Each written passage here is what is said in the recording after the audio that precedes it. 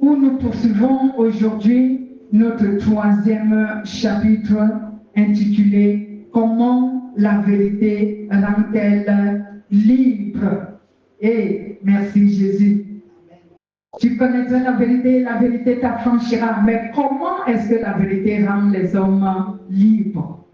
Bien-aimés, la vérité nous rend libres lorsqu'elle devient une partie intégrante de notre âme. Je parle bien, une partie intégrante de notre âme. Non seulement, ce n'est pas lorsque nous écoutons la vérité qu'elle nous rend libres. Non, non, bien-aimés. C'est lorsque nous faisons quoi? C'est lorsque nous avons reçu la vérité et qu'elle est devenue une partie intégrante de notre âme. C'est à ce moment seulement que la vérité peut maintenant nous rendre libres. Je vais reprendre ce que je venais de dire. La vérité nous rend libres lorsqu'elle est devenue une partie intégrante de notre âme. Et non lorsque nous nous limitons à l'écouter seulement sans qu'elle n'ait véritablement intégré notre âme. Mais toutefois que la vérité intègre notre âme, c'est à ce moment que la vérité peut nous rendre libres. Vous avez compris? Donc, bien aimé, si la vérité n'a pas encore trouvé une place dans ton âme pour s'intégrer dans ton âme, ne te dis pas que la vérité va te rendre libre. Elle ne va pas te rendre libre. Il faut qu'elle trouve une place pour s'intégrer, pour demeurer dans ton âme. Elle doit demeurer. Si tu te limites à écouter seulement la vérité, elle ne peut rien. Tu l'as écoutée, mais est-ce qu'elle a pris place en toi? Alléluia. Je reviens souvent sur un verset que nous avons déjà interprété ici de nombreux, je peux dire plusieurs fois. On dit, lorsque une graine est tombée en terre, il faut que cette graine meure. Pour qu'elle fasse quoi? Pour qu'elle germe. Si elle ne meurt pas, elle ne peut pas germer. Amen. C'est la même chose avec la vérité qui est le symbole de la parole de Dieu. Si la vérité n'est pas sémée dans ton âme, elle ne peut pas germer. Donc, elle ne peut pas commencer à produire les fruits. Et c'est ce qu'on appelle, c'est ce que j'ai dit ici, que la vérité doit s'intégrer dans ton âme. Il faut qu'elle trouve une place dans ton âme, qu'elle s'intègre dans ton âme, et alors elle pourra maintenant commencer, et elle pourra maintenant te rendre libre. Amen. Mais si ce processus n'a pas été effectué dans un être humain, bien-aimé, la vérité ne pourra pas rendre cet être humain libre. Pourquoi? Pourquoi cela?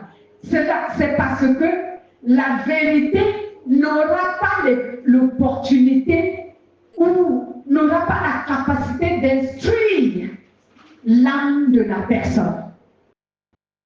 Parce que lorsque la vérité, donc j'appelle ici la parole de Dieu, lorsque la vérité intègre ton âme, elle va commencer à instruire ton âme, enseigner ton âme, éduquer ton âme.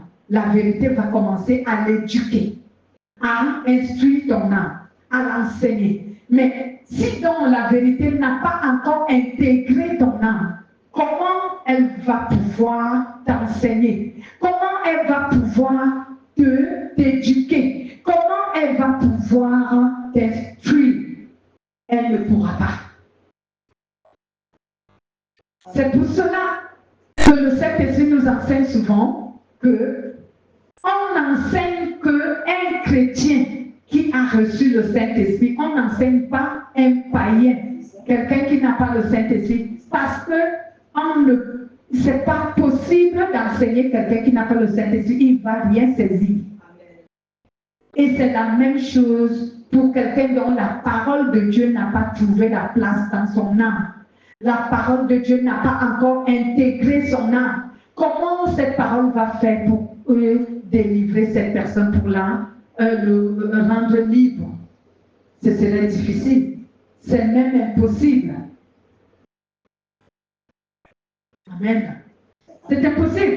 Parce que quelqu'un me dira, mais pour Dieu, puisque la parole de Dieu est Dieu, rien n'est impossible à Dieu. Mais, oui, parce que je connais les êtres humains, surtout les chrétiens, ils ont des versets qui les favorisent. Rien n'est impossible à Dieu. Il me dira, la parole est Dieu, rien n'est impossible à la parole. Donc, il faut également pas ignorer que la parole de Dieu n'est pas un dictateur. D'où nous parlons de la liberté que Dieu nous a créée libre. Donc la parole de Dieu ne va pas forcer une personne à la mettre en pratique. Pourquoi je dis cela? Je dis cela parce que ce n'est que lorsque la parole de Dieu a intégré ton âme que la parole de Dieu va t'enseigner et elle va éduquer ton âme afin que ton âme sache obéir à Dieu. C'est pour cela que je dis Dieu n'est pas un dictateur. Donc si ton âme n'a pas été disposée à recevoir la parole de Dieu pour qu'elle loge en elle, pour son éducation, pour son édification, pour son enseignement, alors la parole de Dieu ne pourra pas faire un miracle pour instruire ton âme. La parole de Dieu ne pourra pas faire un miracle pour éduquer ton âme. Ton âme restera brute, sans être éduquée, sans être façonnée. Et oui, voici donc la raison pour laquelle vous voyez des chrétiens, ils sont 1000 ans, 10 000 ans, excusez-moi du terme. Ils font 2 ans, 3 ans, 4 ans, 5 ans, 30 ans dans le christianisme. Ils ne sont pas enseignés. En fait, c'est eux qui disent qu'ils sont dans le christianisme. Ils ne changent pas. Pourquoi? Parce qu'ils restent bruts, ils restent des païens dans l'église. Pourquoi? Parce que leur âme n'a jamais intégré la vérité. Ou encore, si je dis l'inverse, la vérité n'a jamais intégré leur âme. C'est pour cela qu'ils sont toujours les mêmes personnes telles qu'ils étaient dans le monde. Ils sont les mêmes personnes en Christ. Pas de changement, pas de progrès, pas de sainteté, pas de purité. Ils sont païens comme ils l'ont été depuis le commencement. Mais ils sont très forts à dire, ça fait 10 ans que je suis chrétien, mais tu es païen. Depuis 10 ans, tu es toujours païen. Alléluia. Bien-aimés, voici les mécanismes, voici les méthodes, les secrets que je vous donne souvent. Observez-les et prenez-les très au sérieux parce que c'est ce qui vous aidera à atteindre ce qu'on appelle la maturité spirituelle. Si ton âme, ou encore si la vérité n'a jamais intégré ton âme, tu ne changeras jamais. Alléluia. Tu ne changeras pas, tu resteras un païen dans l'église. Pourquoi? Parce que ton âme n'est pas éduquée. Ton âme n'est pas instruite. Ton âme n'est pas édifiée. Ce sont tes oreilles qui écoutent souvent la parole de vérité. Mais ton cœur est fermé et la vérité n'entre pas dans ton cœur. Mais tes oreilles entendent. Ce ne sont pas les oreilles de ton cœur. Ce sont les oreilles qui sont ici, là, sur la tête. Parce que le cœur aussi a les oreilles. Le cœur a les oreilles, le cœur a les yeux. Amen. Le cœur a les oreilles et les yeux. C'est vrai, le cœur a les oreilles et le cœur a les yeux. Donc, si les oreilles qui sont sur ta tête, ce sont ces oreilles-là qui écoutent la parole de Dieu, et que les oreilles de ton cœur n'ont pas écouté la parole, alors ton âme ne recevra pas la vérité.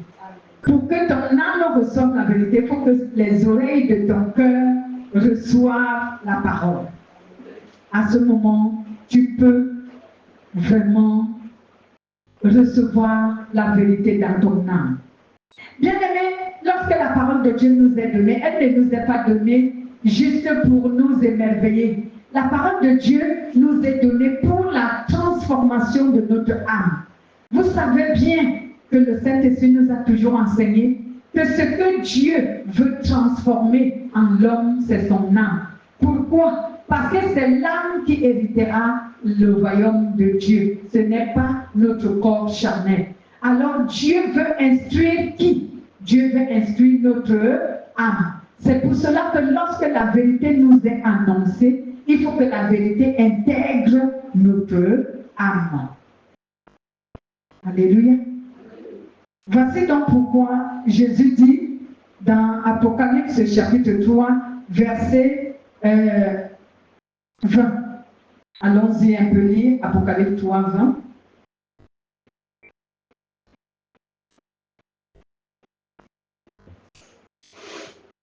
La parole de Dieu nous dit, je cite, vous êtes à la page? Voici, je me tiens à la porte et je frappe. Si quelqu'un entend ma voix et ouvre la porte, j'entrerai chez lui et je souperai avec lui et lui avec moi. Amen. C'est la parole de Dieu qui parle ici. La parole de Dieu dit, si quelqu'un m'entend et qu'il me reçoit dans son cœur, alors je vais entrer dans son cœur, je vais demeurer dans son cœur, et lui, il demeurera avec moi. Cela veut dire, il va instruire ton cœur. Lorsque Dieu demeure en toi, il demeure pour quoi? Il demeure pour instruire ton cœur. Et ton cœur, c'est quoi ici? Je fais allusion à ton âme. Alléluia. Et je vais lire également la version parole, la parole de vie,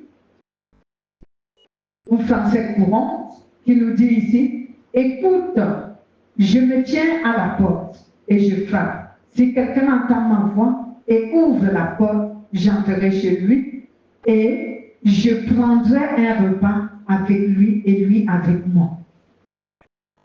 Donc, Dieu qui est la parole, et la parole qui est le symbole de la vérité. Elle se tient souvent à la porte qui est notre cœur. Et elle frappe sur ce cœur. Cela veut dire, elle demande l'autorisation qu'on la laisse entrer. Et si nous la laissons entrer, et comment ça se manifeste pour savoir que tu as laissé la parole entrer? Nous avons appris cela, c'est lorsque tu as compris le message, le sens du message. Le sens du message que Dieu t'annonce, le sens de la parole que Dieu t'annonce. Par exemple, quel est le sens de la parole que Dieu nous annonce? Est-ce que Dieu m'annonce la parole pour m'attester que je marche dans la vérité, c'est-à-dire je lui obéis? Est-ce que Dieu m'annonce la parole que non, il me reproche encore certaines choses qu'il aimerait que je me corrige et que je fasse? Alors il faut comprendre le sens du message qui t'est annoncé. Lorsque tu comprends le sens, cela veut dire que tu as ouvert la porte et tu as reçu. Amen. Mais si tu n'as pas compris le sens du message, le sens de la parole, tu n'as pas ouvert la porte et tu n'as rien reçu.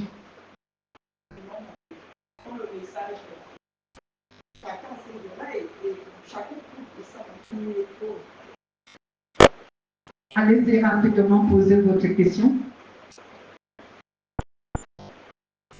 Dieu disait, Oui. lorsque le message est prêché Oui. aux fidèles, chaque fidèle a ses oreilles, donc chaque fidèle comprend la parole de Dieu pas de la même manière. Oui.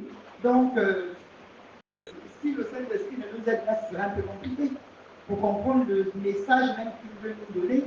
Justement, c'est pour cela qu'il faut avoir le Saint-Esprit. C'est pour cela qu'on parle de un chrétien doit avoir le Saint-Esprit. Parce que sans le Saint-Esprit, tu ne comprendras pas la parole de Dieu.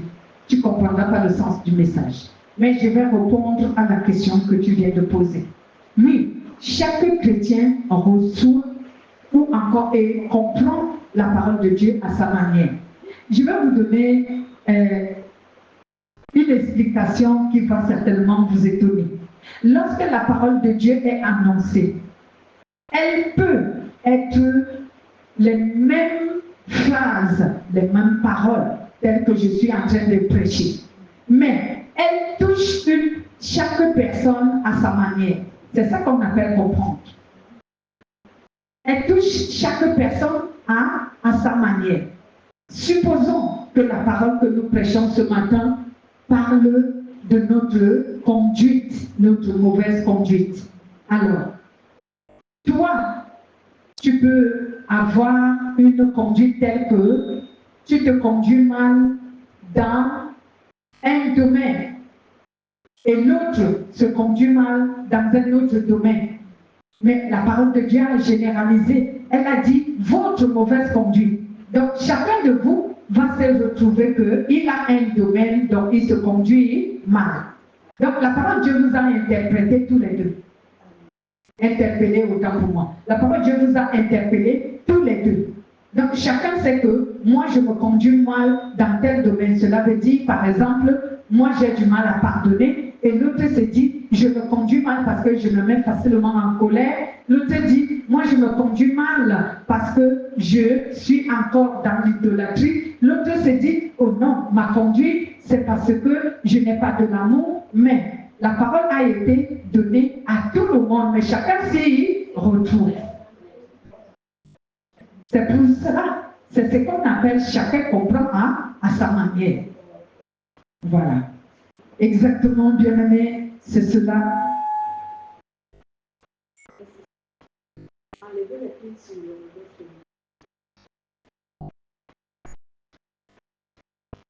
Donc, bien-aimé, il faut donc que la vérité qui est la parole de Dieu intègre nos cœurs pour nous donner ici la liberté.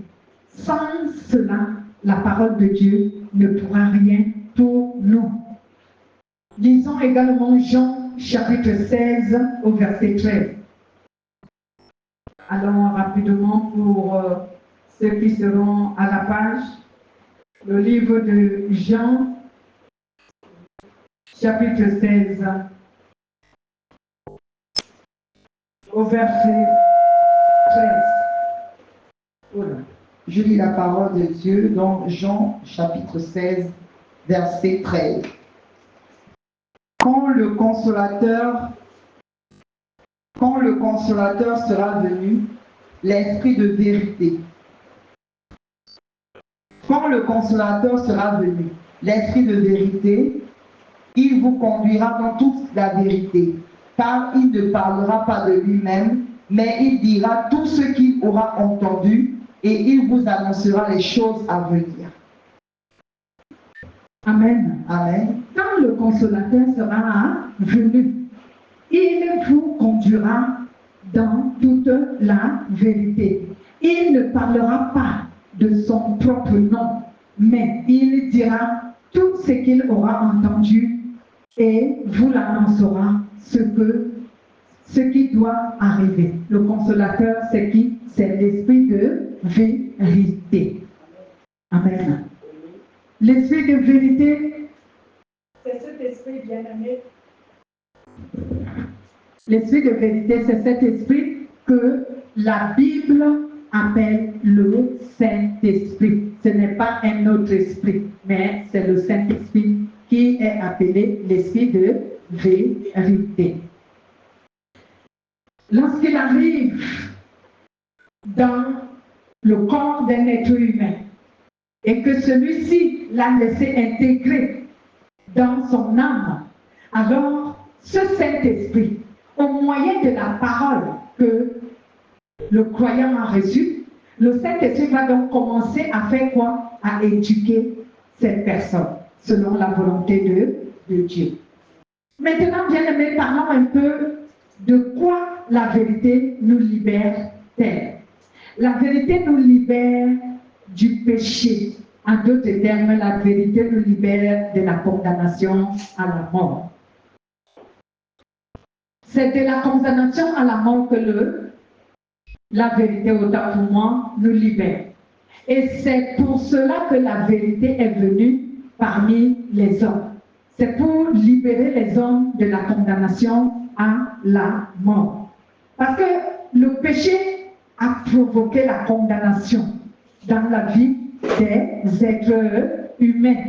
Et c'est cette condamnation, autant pour moi, que la vérité libère les hommes. Parce que si la vérité ne vient pas éduquer ton âme, pour que ton âme soit transformée à l'image de la parole de Dieu, à la lumière de la parole de Dieu, alors ton âme sera condamnée au feu de la géhenne.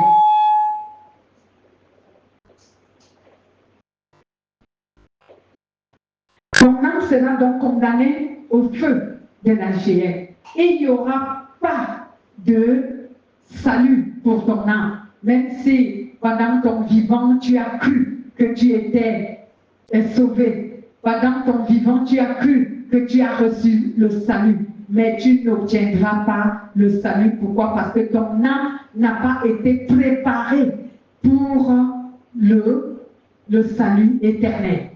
Ton âme n'a pas été préparée pour l'enlèvement, pour le royaume de Dieu. Figurez-vous que Dieu nous dit toujours dans sa parole, dans le livre d'Apocalypse, chapitre 22, que rien de ce qui est impur n'entrera dans le royaume de Dieu. Et ce qui est impur viendra de notre âme. Donc, si notre âme n'a pas été purifiée, épurée de tout péché par la vérité, alors notre âme n'accédera pas à la vie éternelle. Donc cela veut dire au royaume de Dieu.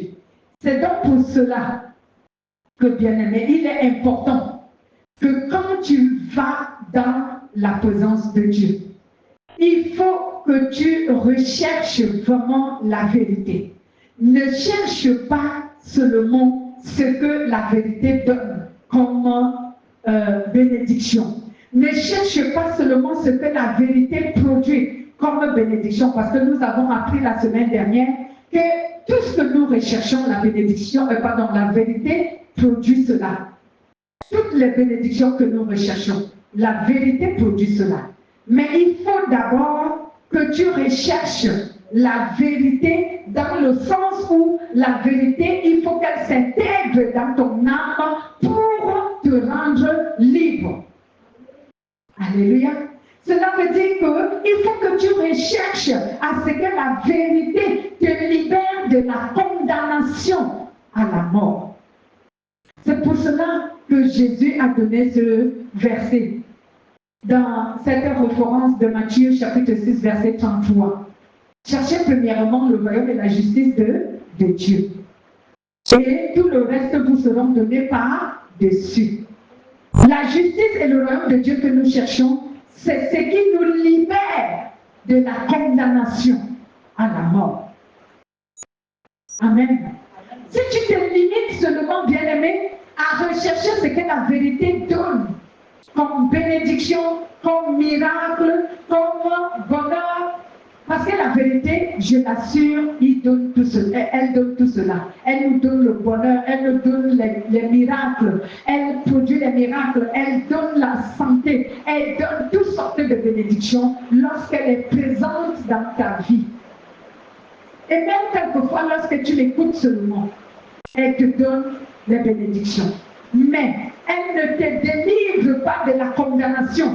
Elle ne t'épargne pas de la condamnation si elle n'a pas intégré ton âme ton âme, pour changer ton âme, pour délivrer ton âme. Parce que c'est ton âme que la vérité doit délivrer. C'est ton âme que la vérité doit rendre libre. Parce que l'âme d'un être humain a été condamnée à la mort. Amen.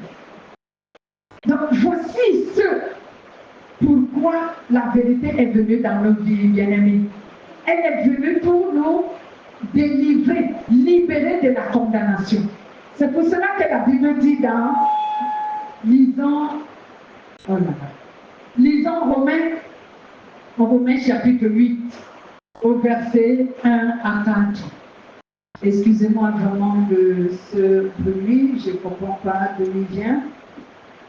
Romains verset 8, Oui, chapitre 8, au verset 1 à 4. oui, allez-y. Il n'y a donc maintenant aucune condamnation pour ceux qui sont en Jésus-Christ. En effet, la loi de l'esprit de vie en Jésus-Christ m'a affranchi de la loi du péché et de la mort. Car, chose impossible à la loi, parce que la chair la rendait sans force, Dieu a condamné le péché dans la chair en envoyant à cause du péché son propre Fils dans une chair semblable à celle du péché.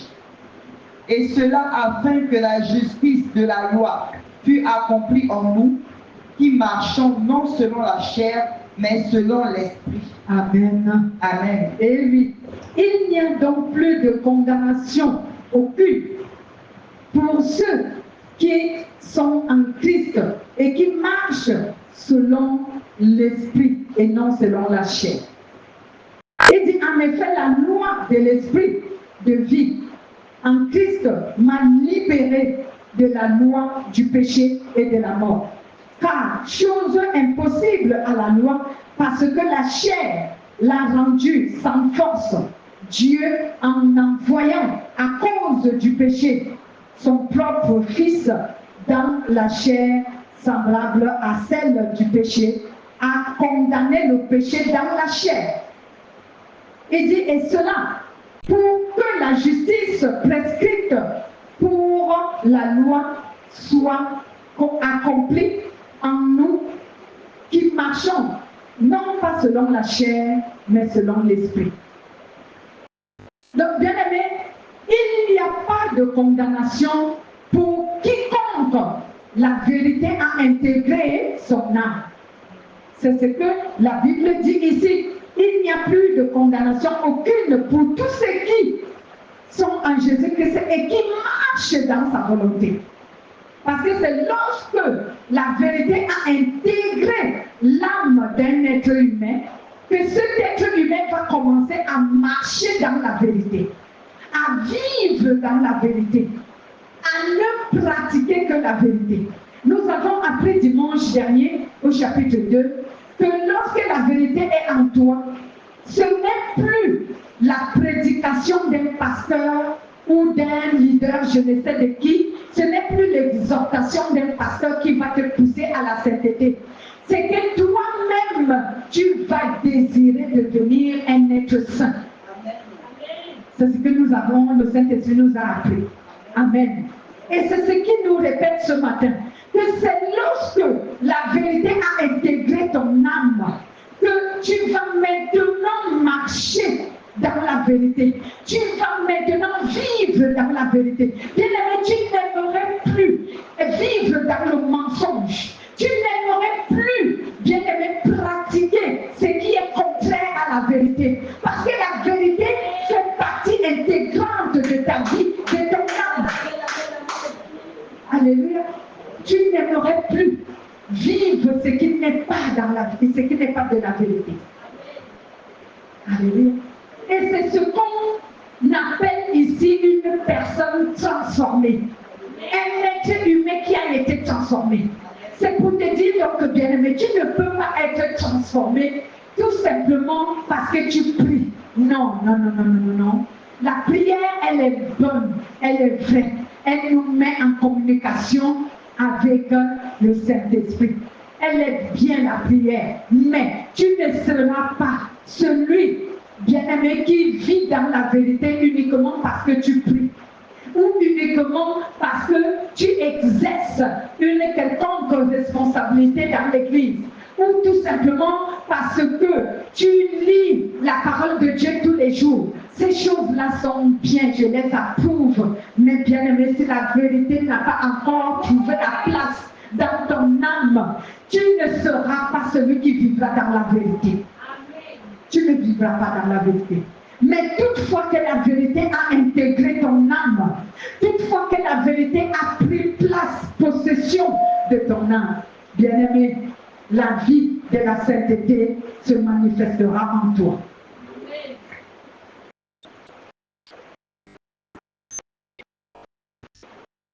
Tu seras celui qui craint Dieu. Tu seras celui qui fuit le péché. Tu seras celui, bien-aimé, que Dieu, vraiment, comment dirais-je, je ne peux pas dire que Dieu aime parce que Dieu aime tout le monde, mais je veux dire celui que Dieu est fier de lui. Je vous avais dit que Dieu aime tout le monde, tout être humain, mais Dieu n'est pas fier de tout être humain. Mais si tu vis dans la vérité, Dieu sera fier de toi. Amen. Comme j'ai l'habitude de prendre le témoignage de Job, Dieu dit à Satan, as-tu vu mon serviteur Job? Il n'y a personne qui soit sur la terre comme Job. Pourquoi Dieu le dit? Parce qu'il était fier de Job. Alléluia. Dieu était fier de Job parce que Job marchait dans la vérité. Job avait laissé la vérité intégrer son âme. Et quand la vérité a intégré ton âme, comme je disais tantôt, bien-aimé, toi, tu deviens une personne vraiment parfaite. Et je me répète, comme j'ai l'habitude de me répéter en ce terme, que les hommes disent que sur la terre, il n'y a pas de parfait. La perfection n'existe pas. Et moi, j'ai toujours dit, en Jésus-Christ notre Seigneur, la perfection existe.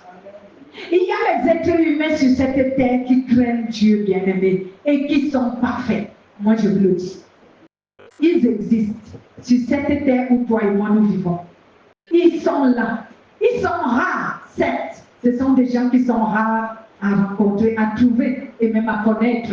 Parce qu'ils sont très peu nombreux. Mais ils existent, les gens qui sont parfaits. Pourquoi? Parce qu'ils craignent Dieu. Pourquoi? Parce que leur âme est imprégnée par la vérité. Alléluia. Donc, bien aimé, lorsque la vérité, c'est-à-dire la parole de Dieu, a intégré ici l'âme d'un être humain, celui-ci sera donc délivré de la condamnation et de tout pouvoir qui est contraire à celui de Jésus. Alléluia. Cela veut dire quoi? Qu'est-ce que j'aimerais ici dire? Je veux par là dire que par la foi en Jésus-Christ, lorsque tu as la foi en Jésus-Christ, parce que la vérité a imprégné ton âme, la vérité a intégré ton âme, toi aussi, tu triomphes de tout ce qui existe. Tu triomphes des pouvoirs, tu triomphes des puissances, tu triomphes de toute autorité, tu triomphes de toute domination, tu triomphes de tout esprit, etc. Alléluia. Lorsque la vérité, bien-aimée, a intégré notre âme, lorsque la vérité devient une partie intégrante de notre âme, nous triomphons de tout. On a autorité sur tout. Pourquoi? Parce que celui qui est la vérité demeure dans notre âme. Et quelqu'un dit amen. Celui qui est la vérité habite notre âme. Il est dans notre âme. Et la Bible déclare qu'il a reçu le pouvoir sur tout. Alors, s'il a reçu le pouvoir sur toutes choses, sur tout ce qui existe, sachez que toi aussi, en qui il habite, toi aussi tu as le pouvoir sur tout ce qui existe. Parce qu'il manifeste ce pouvoir en toi. Il manifeste cette autorité en toi. Il manifeste cette puissance en toi. Donc toi aussi, tu as triomphé sur tout. Alléluia. C'est pourquoi il dit quelque part dans le livre de Jean, ne craignez rien, sachez que j'ai tout vaincu. Dans les épîtres de Jean. J'ai tout vaincu. Alors, si j'ai tout vaincu, c'est que vous aussi, vous avez tout vaincu par la foi en Jésus-Christ. Amen. Voici donc pourquoi, moi, quand un chrétien a peur des démons, un chrétien a peur de Satan, il a peur des sorciers, il se plaint de ce que Satan fait contre lui, il se plaint de ce que les démons font contre lui. Moi, selon que je connais la parole de Dieu, je sais que ce chrétien, la vérité n'est pas encore dans son âme. La vérité n'a pas encore intégré son âme. Parce que lorsque la vérité intègre ton âme, tu sais pertinemment que tu as autorité sur tout. Tu le sais. Tu sais que l'autorité de Jésus manifeste en toi. Que tu as autorité sur les démons, sur les sorciers, sur Satan. Tu as autorité sur le célibat. Tu as autorité sur la pauvreté. Tu as autorité sur la maladie. Tu as autorité sur tout ce qui vient nuire à la vie d'un être humain. Tu as autorité sur ça. Alléluia. C'est pourquoi j'ai vraiment pitié des chrétiens lorsque je vois les chrétiens trembler, aller pleurnicher auprès des pasteurs qui se prennent pour des rois. Ils allaient pleurnicher, on leur demande de payer des audiences pour rencontrer un pasteur, on leur demande de donner les offrandes de valeur pour passer à la délivrance, on leur demande je ne sais quoi, des ignorants, mon peuple périt faute de connaissance. Ils ne cherchent pas le véritable qui donne le pouvoir sur tout. Laisse tout simplement la vérité intégrer ton âme. Laisse la vérité devenir partie intégrante de ta vie, de ton âme. Et tu auras autorité sur tout cela. Tu n'auras pas besoin d'être pasteur pour ordonner à un démon de quitter ta vie. Tu n'auras pas besoin d'être pasteur pour ordonner à la santé de manifester en toi. Tu n'auras pas besoin d'être pasteur pour ordonner à la promotion de se manifester. Tu n'auras pas besoin. Si Dieu ne te les accorde pas, sache que le temps n'est pas encore arrivé pour ça. Alléluia. Si tu ordonnes et la chose ne s'accomplit pas, ne te dis pas que le pouvoir n'y est plus. Mais dis-toi que Dieu n'a pas permis pour une bonne raison. Alléluia. Pas parce que le pouvoir n'y est pas. Tu l'as. Dieu nous a dit dans le livre de Luc, je ne sais pas comment les gens comprennent ce pouvoir. Voici cette référence, je veux dire. Voici que je vous ai donné le pouvoir de marcher sur les serpents et sur les scorpions et sur toute puissance de l'ennemi. Et bien de pouvoir venu. C'est ce pouvoir. Tu as triomphé sur tout ce qui existe. Tout existe par la puissance de Dieu. Tu existes sur toute la création. Tu as le pouvoir sur toute la création, je l'aurais dit. Amen. Tu as le pouvoir sur toute la création. Tout ce qui existe, c'est la création. Ce qui n'a pas l'existence, c'est Dieu. Parce que Dieu, il n'a été créé par personne. Il dit, je suis celui qui est, celui qui a été et celui qui sera. Donc l'existence, c'est tout ce qui a été créé. Et Dieu te dit, parce qu'il demeure en toi, parce qu'il a fait sa demeure en toi, parce qu'il a intégré ton âme, parce que ton âme et lui sont devenus un même être, alors toi aussi tu as triomphé de tout et tu as autorité sur tout. Arrête de pleurnicher. Si tu pleurniches, c'est parce que tu n'as pas encore ce pouvoir. Alléluia. Arrête d'aller chercher à gauche et à droite. Tu es devenu un prostitué spirituel parce que tu vas d'église en église pour chercher l'onction des pasteurs, une fausse onction qui est démoniaque et satanique. Alléluia. Voici le message que le Saint-Esprit avait pour toi et moi ce matin. Applaudis très fort, bien-aimé.